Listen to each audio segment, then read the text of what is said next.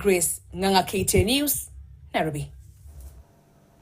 As the waves continue to gather to sweep away embattled Deputy President Rigathi Gachagua from office, his boss, President William Ruto, continues to be uniquely silent, making limited public appearances.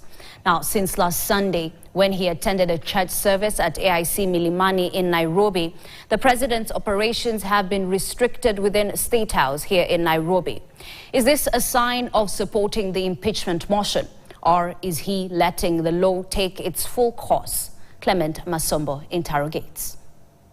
It was no longer a secret that the relationship between President William Ruto and his deputy Rigathi Gachagua had hit rock bottom several months ago, but many did not anticipate that Gachagua's services would no longer be needed in government this soon. This was displayed on Tuesday when reality hit hard after the second-in-command appeared in Parliament to defend himself against 11 charges listed in the Mwengi Mutuse's motion to impeach him from office. However, Ruto's silence has been termed as the loudest at a time when his deputy needed him most.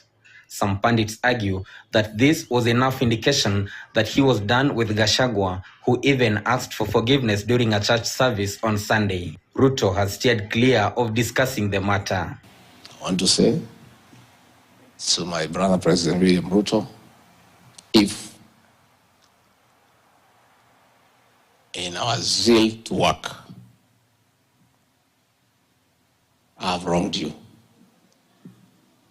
please find it in your heart to forgive me.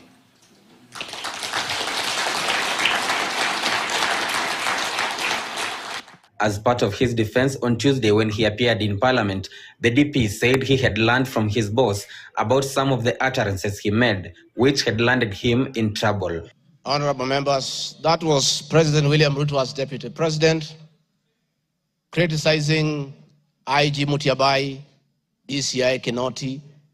Rigathi Gachagua has learned his job from his boss, that public officers must be called to order when they fell short of expectation. And I never saw anybody bring William Ruto here for impeachment, for criticizing the IG or the DCI. The last time when the president made a public appearance was when he attended a church service on Sunday at AIC Milimani in Nairobi. After the Sunday church service, the head of state held 2 meetings at State House, but none of them was broadcast live on his Facebook page. The president met a delegation from Qatar on Tuesday before holding another meeting with the National Basketball Association Deputy Commissioner on Wednesday.